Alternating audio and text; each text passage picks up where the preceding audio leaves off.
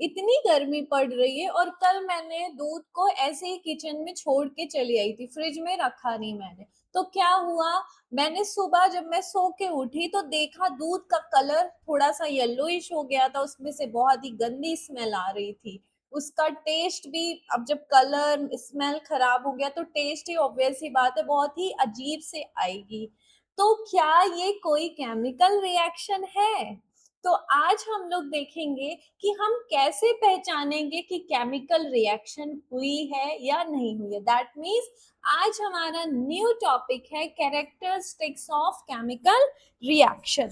ठीक है, तो क्या क्या कैरेक्टरिस्टिक्स होती है, हम कैसे जानेंगे कि कोई नया कंपाउंड बना है? तो ये किसके हेल्प से देखेंगे? केमिकल रिएक्शंस के कैरेक्टरिस्टिक्स के हेल्प से। तो स्टार्ट करते हैं। देखिए, पहली बात कि अगर अगर स्टेट, केमिकल स्टेट चेंज होता है तो वो भी क्या है, हमारा केमिकल रिएक्शन में भी हो सकता है। जैसे फिजिकल में हम लोग, फिजिकल चेंज में हम लोगों ने पढ़ा था कि स्टेट चेंज होता है, बट उसमें सिर्फ और सिर्फ स्टेट चेंज होता है, सिर्फ और सिर्फ साइज और शेप ही चेंज होता है। बट अगर मैं केमिकल रिएक्शंस के बारे में बात कर रही हूँ तो यहाँ पे स्टेट भी चेंज हो सकता है। ठीक है, सुनिए मैं क्या बोल रही हूँ, स्टेट भी चेंज हो सकता है। फॉर एग्जाम्पल देखिए, एक सेकेंड, हाँ, फॉर एग्जाम्पल अगर मेरे पास है, क्या है, केमिकल रिएक्शन एंड इक्वेशन, ये है चैप्टर का नाम, केमिकल रिएक्शन एंड इक्वेशन। ठीक है, अब मैंने बोला कि अगर मान लो मेरे पास है ना हाइड्रोजन। ठीक है, क्या है हाइड्रोजन? हाइड्रोजन का स्टेट क्या होता है, लिक्विड होता है कि सॉलिड होता है? गैस होता है ना। तो हाइड्रोजन जो है वो गैस फॉर्म में होता है, ऑक्सीजन भी गैस फॉर्म में होता है, और ये दोनों आपस में कंबाइन होकर के वाटर बनाते हैं जो कि लिक्विड स्टेट में होता है। तो ये क्या हो गया, गैस रिएक्टेंट था, लेकिन जो प्रोडक्ट बना है वो क्या है, लिक्विड स्टेट में है, वो लिक्विड स्टेट में है। ठीक है, तो इन रिएक्टेंट का स्टेट प्रोडक्ट के स्टेट से कंप्लीटली डिफरेंट है। ठीक है, कंप्लीटली डिफरेंट है। दूसरी बात, केमिकल रिएक्शन एंड इक्वेशन में एक बहुत इंपॉर्टेंट बात होती है कि जो प्रोडक्ट की कैरेक्टरिस्टिक्स होती है, जो प्रोडक्ट की प्रॉपर्टीज होती हैं, वो हमारे रिएक्टेंट से कंप्लीटली डिफरेंट होती है। जैसे ये जो हाइड्रोजन है बच्चों, हाइड्रोजन ये गैस फॉर्म में ठीक है, लेकिन ये पॉप साउंड के साथ खुद चलता है। ऑक्सीजन जो होता है, वो फायर का सपोर्टर होता है। ऑक्सीजन के बिना आग नहीं लगती है, लेकिन ये जो वाटर है ये तो आग बुझाने के काम आता है। इसका मतलब वाटर की प्रॉपर्टी जो होगी वो मतलब रिएक्टेंट से बिल्कुल ही डिफरेंट होगी। ठीक है, जैसे कार्बन है, कार्बन को अगर हम जलाएंगे, ये हीट का साइन है, तो हमें क्या मिलेगा, कार्बन डाइऑक्साइड गैस। हमने जलाया तो सॉलिड को था, राइट, ये तो ऑक्सीजन है ना, ऑक्सीजन के बिना कार्बन तो नहीं जलेगा। तो हमने रिएक्टेंट सॉलिड लिया था, लेकिन प्रोडक्ट क्या बन रहा है, gas. And you know very well, carbon dioxide की अपनी अलग प्रॉपर्टी और कार्बन की अपनी अलग प्रॉपर्टी है। ठीक है, बात समझ में आई? और एक और बात, न्यू सब्सटेंस बनता है केमिकल रिएक्शन में, नया सब्सटेंस बनता है, राइट, और उनका फॉर्मूला, जब नया सब्सटेंस बनेगा फॉर्मूला बदल जाएगा। ठीक है, ओके, नेक्स्ट। तो यहाँ पे क्या लिखा है, when reactants change their physical state, जैसे सॉलिड, लिक्विड, गैस, ये सारे स्टेट्स होते हैं, तो रिएक्टेंट अपने फिजिकल स्टेट चेंज करते हैं। जैसे हाइड्रोजन है, ऑक्सीजन है, और ये किस में कन्वर्ट हो गया, लिक्विड में कन्वर्ट हो गया। ठीक है, नेक्स्ट देखते हैं क्या लिखा है, फॉर्मेशन ऑफ प्रेसिपिटेट। ये देखिए, फॉर्मेशन ऑफ प्रेसिपिटेट। ठीक है, इसमें क्या है, ये देखिए एक वीडियो है, ये जो कलरलेस सॉल्यूशन दिख रहा था वो क्या था, वो था, एक सेकेंड रुक जाइए, या अब देखिए, ये जो कलरलेस सॉल्यूशन है ये है पोटेशियम आयोडाइड, और ऊपर से क्या गिरा रहे हैं, लेड नाइट्रेट का एक्वा सॉल्यूशन। किया कैसे, तो यहाँ पे हमने क्या किया, पोटेशियम आयोडाइड का एक वाइट कलर का पाउडर होता है, उसमें पानी मिला के उसका एक्वा सॉल्यूशन बना लेते हैं। और फिर उसके बाद जो लेड नाइट्रेट है वो भी व्हाइट कलर के पाउडर फॉर्म में होता है, छोटे छोटे बहुत छोटे छोटे क्रिस्टल्स होते हैं, उसमें पानी मिला के एक्वा सॉल्यूशन बना लेते हैं। इसका मैं प्रैक्टिकल करके दिखाऊंगा एक शॉर्ट्स में, ठीक है, दिखाऊंगी। तो इसमें क्या कर सकते हैं हम लोग, ये जो क्या कहते हैं लेड नाइट्रेट पाउडर फॉर्म है, उसमें पानी मिला के एक्वा सॉल्यूशन बना दिया। अब हुआ क्या इसमें कि ये जो क्लियर सॉल्यूशन है ये पोटेशियम आयोडाइड है, अब उसमें हम लेड नाइट्रेट का एक्वा सॉल्यूशन मिलाएंगे। जैसे ही मिलाएंगे तुरंत रिएक्शन होना स्टार्ट हो जाती है, येलो कलर का छोटे छोटे छोटे छोटे पाउडर फॉर्म में, मतलब सॉलिड हमें मिलते हैं, सॉलिड रेसिड्यू मिलते हैं, ठीक है। तो जैसे ही पोटेशियम आयोडाइड में हमने लेड नाइट्रेट ऐड किया, येलो कलर का प्रेसिपिटेट मिलता है। प्रेसिपिटेट अगर आप देखना चाहते हो, वैसे तो मैं इसका प्रैक्टिकल कराऊंगी, शॉर्ट्स के फॉर्म में करा दूंगी। वैसे अगर आप घर पे भी देखते हो, जैसे मिल्क है, मिल्क में आप विनेगर ऐड करते हो तो जो दूध फट जाता है, नीचे कुछ सॉलिड सब्सटेंस इकट्ठा हो जाता है, उसी को बोलते हैं हम क्या, प्रेसिपिटेट बोलते हैं। क्या कहते हैं, प्रेसिपिटेट बोलते हैं। तो वही सेम यहाँ पे भी है। वो प्रेसिपिटेट क्या होता है, पनीर। तो कुछ इनसॉल्युबल सब्सटेंस जो है वो सॉल्यूशन से अलग होते हैं, नीचे बैठ जाते हैं। अब देखिए यहाँ पे क्या लिखा हुआ है, यहाँ पे क्या लिखा हुआ है, formation of precipitate, formation of an insoluble solid in a solution, solution के अंदर क्या फॉर्म हो जाता है, insoluble solid। For example potassium iodide lead nitrate के साथ रिएक्शन करके पोटेशियम नाइट्रेट और लेड आयोडाइड फॉर्म करता है, ठीक है। और NaCl AgNO3 यानी कि सिल्वर नाइट्रेट के साथ रिएक्शन करके सोडियम नाइट्रेट का फॉर्मेशन करता है, और साथ में व्हाइट कलर का AgCl PPT मिलता है। एक इंपॉर्टेंट बात, जब भी प्रेसिपिटेट मिलेगा बच्चों, क्या बोला मैंने, जब भी प्रेसिपिटेट मिलता है तो ये एक डाउनवर्ड एरो दिखाते हैं, प्रेसिपिटेट जब होता है तो जैसे व्हाइट कलर का पीपीटी मिला, डाउनवर्ड एरो दिखाते हैं, ठीक है। ओके, इसको आप लोग लिख लीजिए, जब भी आप पढ़िए नोटबुक पेन लेकर चलिए, वीडियो पॉज करिए और उसको लिखते जाइए, स्क्रीनशॉट मत लीजिए, क्योंकि वो स्क्रीनशॉट आपके फोन में ही पड़ा रह जाएगा हमेशा के लिए, ठीक है।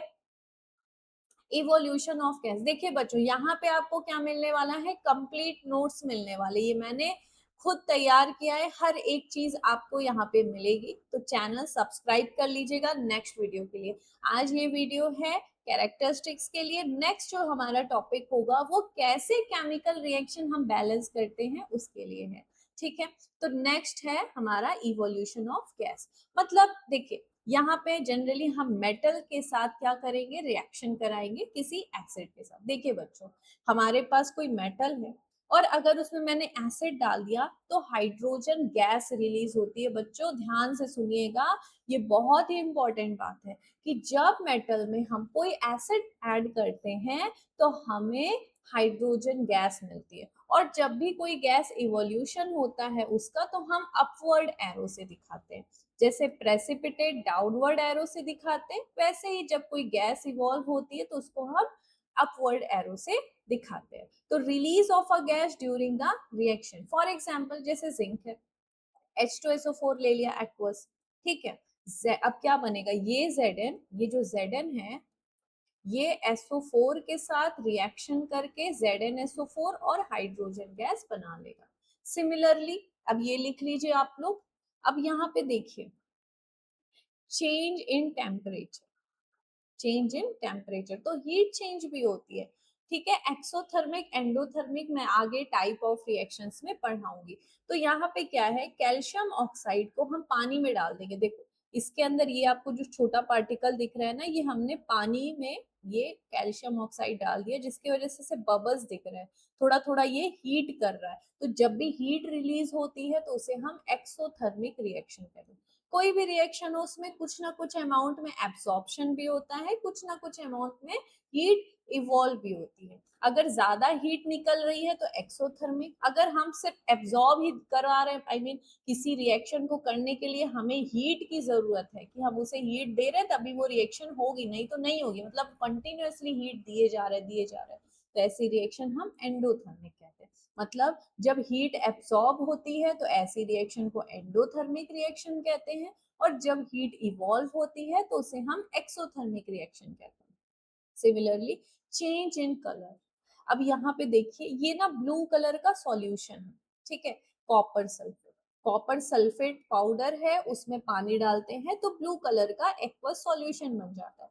अब उसमें हमने आयरन नेल डाल दिया, जैसे कि ये आयरन नेल डाल दिया, तो धीरे धीरे बच्चों आप देखोगे कि इसका जो कलर है ना वो ग्रीन कलर का हो रहा है, वो ग्रीन कलर का हो रहा है। तो ये क्या है, एक तरह की केमिकल रिएक्शन है।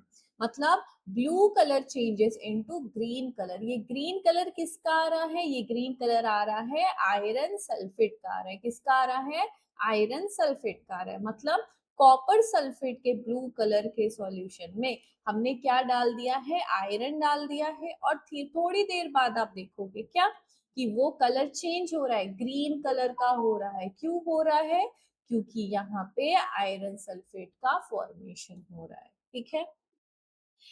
तो यहाँ पे कुछ और एग्जाम्पल्स हैं केमिकल रिएक्शन के, जैसे बर्निंग ऑफ वुड। हमने क्या किया, ये लकड़ी है, इस लकड़ी में हमने ऑयल डाला और फिर थोड़ी सी बस माचिस एक बार लगाया, पूरा फायर हो गया, पूरा आग लग गई, राइट। तो जब किसी चीज को जलाते हैं तो उसे बोलते हैं कंबशन रिएक्शन, ठीक है। अब ऑब्जर्वेशन में क्या मिलेगा भाई, हाथ लगाओगे हीट मिलेगा, नहीं विश्वास हो रहा है एक बार हाथ लगा के देख लो, ठीक है, हाथ लगा के देख लो कि हीट मिल रही है कि नहीं मिल रही है, ठीक है, ओके। और साथ में लाइट, लाइट तो आपको भर भर के दिख रहा होगा, येलो कलर की लाइट दिख रही है आपको, ऐश, अब जल जाने के बाद राख बचेगी, तो ये है हमारा ऑब्जर्वेशन। ढेर सारी हीट निकलती है, मैंने पहले भी बोला कि आपको नहीं विश्वास हो रहा है हीट, जाके हाथ लगा लो कि भाई सही में मत लगा लेना, कह देना सेजल मैम ने बोला था, नहीं मजाक कर रही हूँ। तो हीट निकलती है तो उसे हम एक्सोथर्मिक रिएक्शन बोलते हैं। कोई भी वुड हो, चाहे कुछ भी आप जलाओ, ऑक्सीजन तो होता ही होता है, तो कार्बन डाइऑक्साइड गैस, हीट, एश, लाइट सब प्रोड्यूस होते हैं। Rusting of iron, this is the slow oxidation of iron in the presence of air and moisture. जो लोहे के जो गेट वगैरह होते हैं, या लोहे की कोई भी चीज, वो किसके कांटेक्ट में होता है, ह्यूमिडिटी, मतलब मॉइस्चर के कांटेक्ट में होता है, एयर के कांटेक्ट में होता है, तो धीरे धीरे वो ऑक्सीडाइज होकर के सड़ने लगता है, जिसे हम बोलते हैं जंग, रस्ट लगने लगता है। तो हमें रस्ट लगने के बाद कैसा दिखता है, ये रेडिश ब्राउन फ्लैकी लेयर दिखता है, जिसे हम बोलते हैं रस्ट। ये एक तरह का ऑक्सीडेशन रिएक्शन है, क्योंकि एडिशन ऑफ ऑक्सीजन ऑक्सीडेशन होता है, ये मैं टाइप ऑफ रिएक्शन में आपको पढ़ाऊंगी, ठीक है। तो oxidation reaction, for example iron है, ऑक्सीजन के प्रेजेंस में होगा, वाटर के प्रेजेंस में होगा, तो वो iron oxide into XH2, this is the formula of rust. Depend करेगा कितना वाटर मॉलिक्यूल आकर के उससे चिपक रहे हैं, ठीक है। Curdling of milk, chemical change होता है ड्यू टू बैक्टीरिया। यहाँ पे एक बैक्टीरिया होता है जो दूध को दही में कन्वर्ट करता है, याद है आपको, लैक्टोबैसिलस बैक्टीरिया, आप लोग बायोलॉजी में पढ़े होंगे लैक्टोबैसिलस बैक्टीरिया। देखिए दूध में होता है लैक्टोज शुगर, तो वो बैक्टीरिया उसको लैक्टोज शुगर को लैक्टिक एसिड में कन्वर्ट कर देता है, मिल्क जो है वो दही बन जाता है। ये इरिवर्सिबल रिएक्शन, इरिवर्सिबल रिएक्शन मतलब क्या होता है, नाम से पता चल रहा है जो रिवर्सिबल ना हो सके, ठीक है। मतलब दूध से दही एक बार बन गया, वो दोबारा कभी भी दही से दूध नहीं बन पाएगा, जो एक ही डायरेक्शन में चलता हो उसे हम क्या कहते हैं, इरिवर्सिबल रिएक्शन। तो होता कैसे है, अंदर जो प्रोटीन होता है ना वो कोएगुलेट्स हो जाते हैं, मतलब जम जाता है तो दही बन जाता है। Digestion of food, complex food breaks into simpler substances, जैसे हम खाना खाते हैं तो हमारी बॉडी में बहुत सारे एंजाइम्स, बैक्टीरिया, HCl वगैरह होते हैं जो फूड को छोटे छोटे सिंपलर सब्सटेंस में ब्रेक करते हैं। जैसे कार्बोहाइड्रेट है, तो वो उसकी स्मॉलेस्ट यूनिट है ग्लूकोज, तो वो ग्लूकोज में कन्वर्ट होता है और उसी फॉर्म में डाइजेस्ट होता है। अब जब हम खाना खाते हैं तो क्या होगा, एनर्जी रिलीज होती है, तभी तो हम है ना शैतानी कर पाते हैं ना, क्यों, क्योंकि हमने खाना खाया है, अब एनर्जी रिलीज हो गई है, अब इतनी एनर्जी सफिशिएंट है कि हम शैतानी कर सके। ठीक है, तो अब ये कौन से टाइप की रिएक्शन है, डीकॉम्पोजिशन प्लस एक्सोथर्मिक। कैसे, डीकॉम्पोजिशन मतलब किसी चीज में टूटना, तो कार्बोहाइड्रेट टूट गया ग्लूकोज में, तो डीकॉम्पोजिशन हो गया। ये भी मैं टाइप ऑफ रिएक्शन में पढ़ाऊंगी, बट अभी लिखा हुआ है तो एक्सप्लेन कर रही हूँ। एक्सोथर्मिक मतलब एनर्जी रिलीज होती, खाना खाया, फिर वो डिकम्पोज हुआ सिंपलर सब्सटेंस में, एनर्जी रिलीज हुई, तो उसे बोल दिया एक्सोथर्मिक। जैसे यहाँ पे एग्जाम्पल दिया है कि carbohydrate glucose then energy release हो जाती है। ठीक है, अब हम लोग नेक्स्ट क्लास में पढ़ेंगे केमिकल इक्वेशन के बारे में, और उसको कैसे बैलेंस करते हैं उसके बारे में हम लोग नेक्स्ट क्लास में पढ़ेंगे। और बाकी जो भी मैंने यहाँ पे लिखा है, आप लोग प्लीज अपनी नोटबुक लेकर के बैठिए और उसको वीडियो को पॉज करिए और उसको लिखना स्टार्ट करिए, क्योंकि स्क्रीनशॉट सिर्फ और सिर्फ मोबाइल में ही रह जाते हैं। ठीक है, तो पढ़ाई करते रहिए, और आप मुझे कमेंट करके बताइएगा कि कोई ऐसा पार्ट है क्या जो आपको समझ में ना आया हो। अगर ऐसा है तो आप कमेंट करके बताइए, मैं उस पर वीडियो बनाऊंगी, आपका नाम भी ले लूंगी। और अगर आपको चैनल पसंद आए तो लाइक कर दीजिएगा, नेक्स्ट वीडियो के लिए सब्सक्राइब कर दीजिएगा। So thank you so much for watching.